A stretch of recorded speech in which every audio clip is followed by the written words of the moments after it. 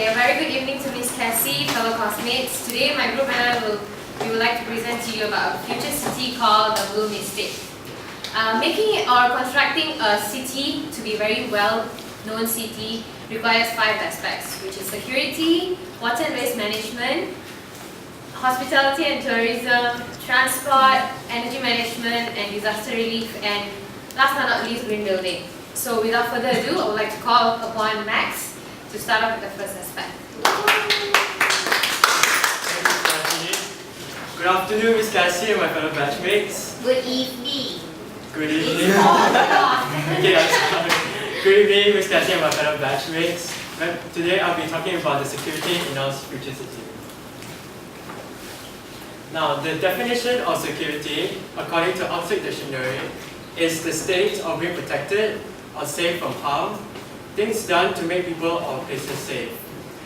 Now, before we talk about security in our future city, we must first find out and know the key findings for policy.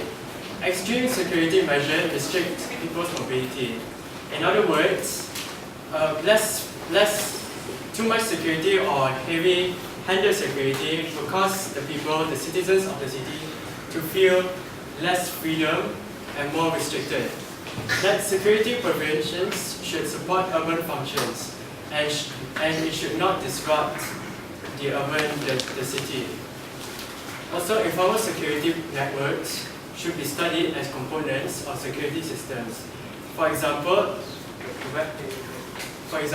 as for informal security networks, such as community groups or, for example, neighbors in our neighborhood should work together to keep their neighborhoods safe, instead of relying too much on the security guards.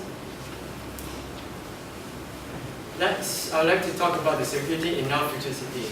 The security in our future city will be a lighter, more flexible and cooperative approach. Meaning that it will allow more space for the people, more movement for the management of conflict. Security must be well integrated with other critical aspects of the city, such as community groups, public spaces, national or religious events.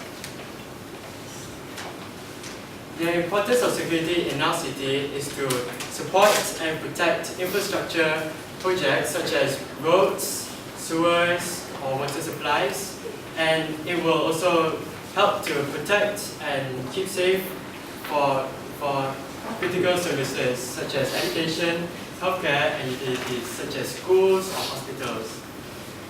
As for doing this, we should use a more technological advanced surveillance system such as drones or drone system, maybe to keep using flying cameras around to be more efficient.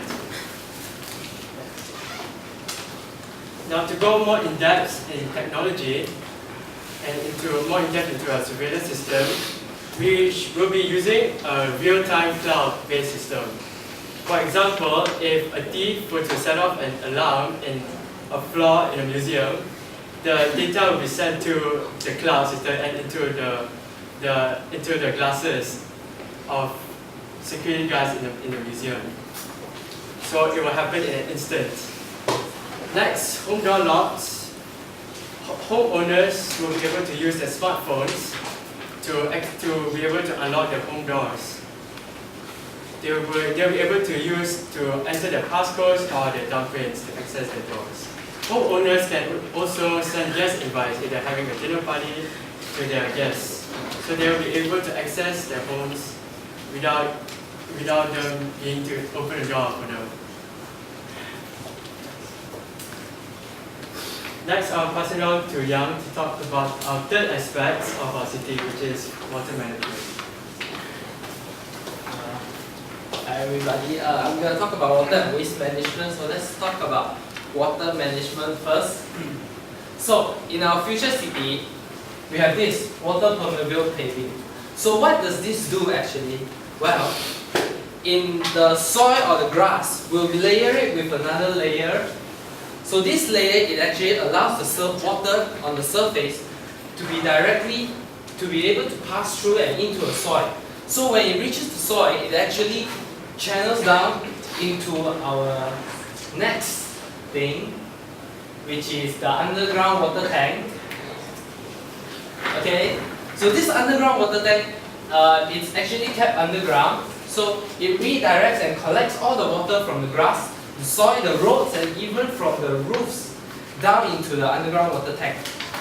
So this underground water tank, it has its own benefit, which is quite convenient and compact because it's kept underground, and because it's covered with soil. It's kept at a cool temperature.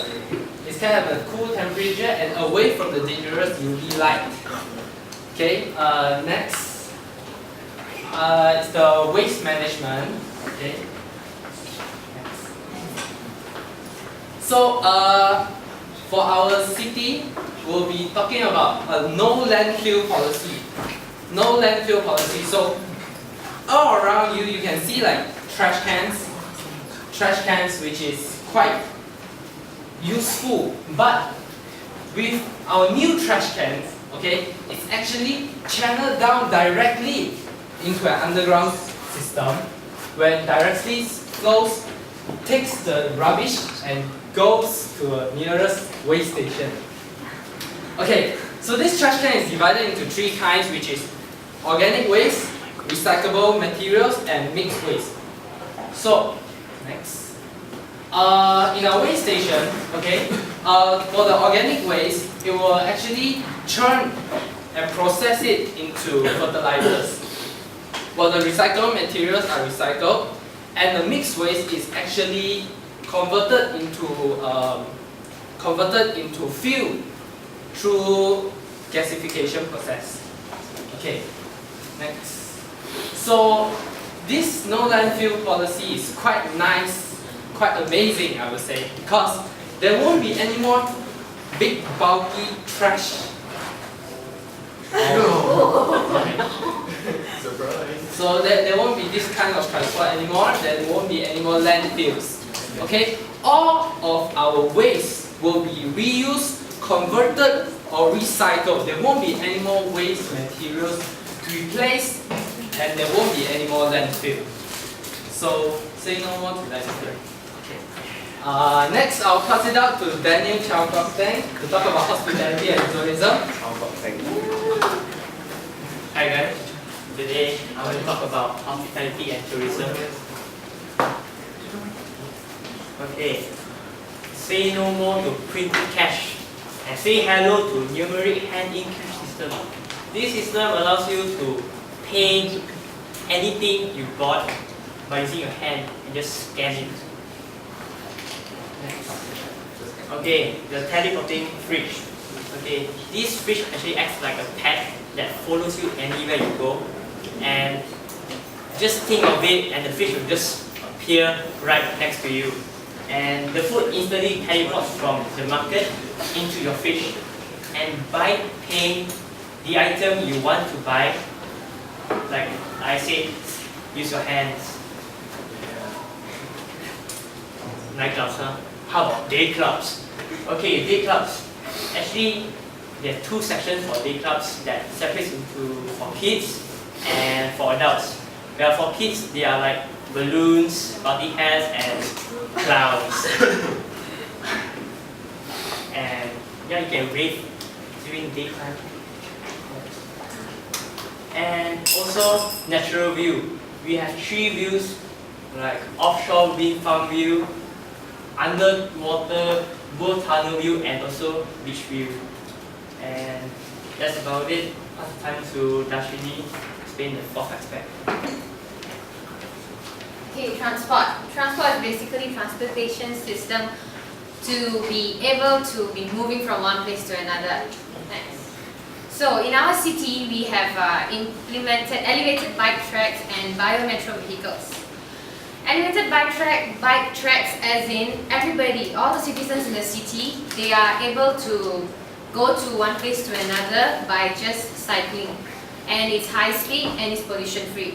The next one is biometric vehicles. Biometric vehicles are of public transportation whereby it is called biotaxi and biotransmit bus. Whereby they are very quiet, they are pollution free, noise free, air pollution free as well. They are mainly used for working adults to go around to their working places. Next will be energy management.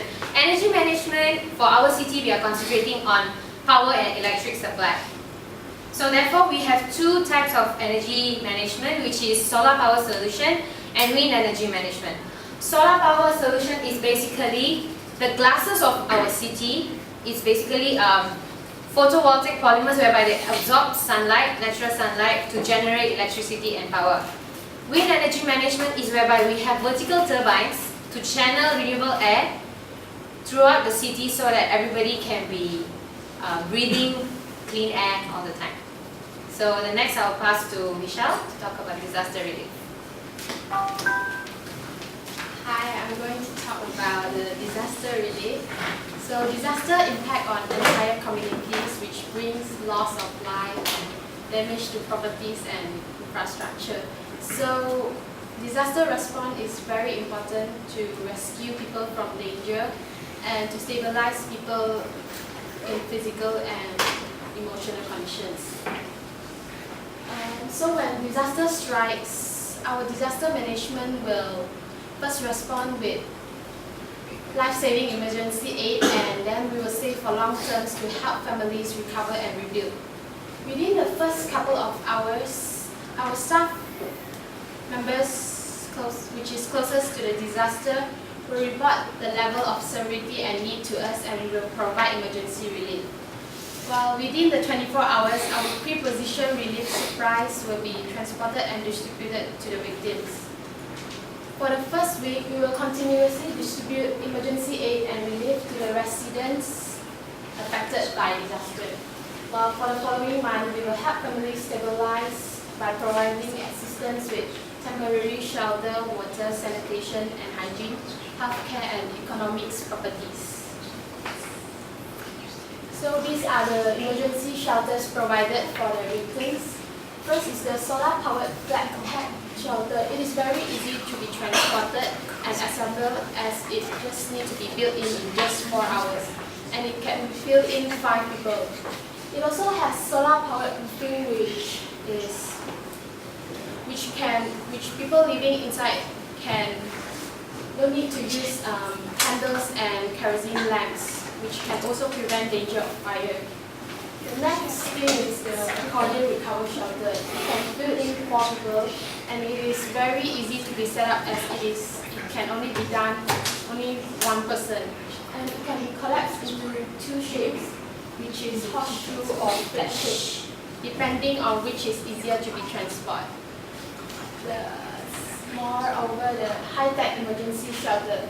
It can sustain itself for up to a month without any resources by reusing water. And it also consists of built-in beds and office desks. It has toilet, kitchens, and storage for supplies. The unique aspect of this shelter is its pixelated skin that can light up, which can serve as a signage, providing emergency information to the people in the communities. Lastly, the portable bubble house. This portable bubble house comes with a starter kit accommodating today's stay. And its wall is made up of lightweight plastic, and it is put on over an aluminium frame, and it also has water hookup kitchen, laundry and lighting. I'll pass it to David.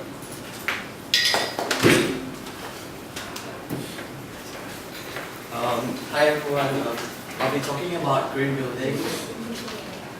So what are green buildings? Is it because you just put trees or grass on the buildings to make it, does it make it a green building? For example, this one. Do you guys think it's a green building? Yeah. Why? It's green. Well, it's not. Just because you put plants on the whole building, it doesn't make it a green building. So the definition of green buildings is refers to a structure and using process that is environmentally responsible and resource efficient throughout a building cycle life, from siting to design, construction, operation, maintenance, renovation, and also demolition. These are the 5 aspects of green building. sustainable, energy efficient, water saving, indoor environmental quality, 5, and the 5th one is material selection. So if you have all these aspects in your building, you have a green building. So these are the benefits of having a green building. You'll lower the carbon emissions by 35%, water usage, energy use, and solid waste. So as you can see, it reduces so much things. This is one of the iconic buildings that will be in my city, which is the Heavens. It will be the 7th wonder of the world. It will be a premium offshore resort, hotel with superficial and underwater installations, commercial center, and residential quarters. It's really nice.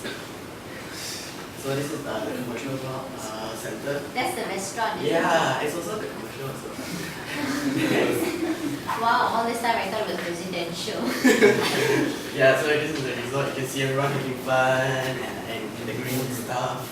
Yeah. Yeah, this is the residential.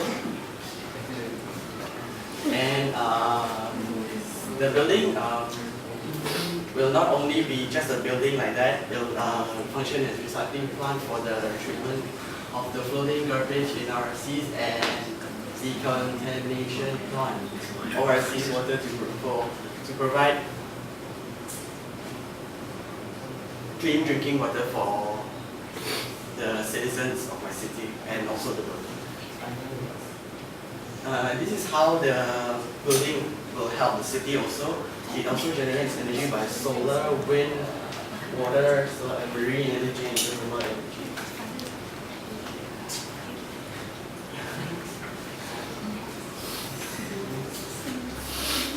The building also has a marine biology laboratory, educational and underwater facilities for people to have fun. And these are the key points of the 7th wonder of the world.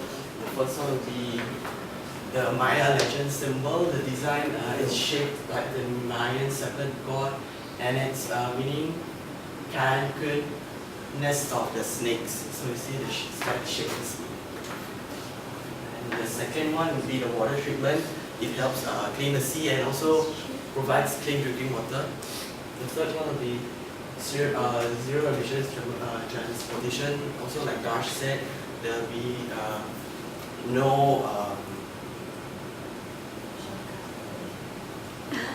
there will be no pollution. It will be 100% eco-friendly. And also, it generates electricity by wind power structural columns. It's like a wind turbine, only in columns. The fifth one will be structural maker stilts.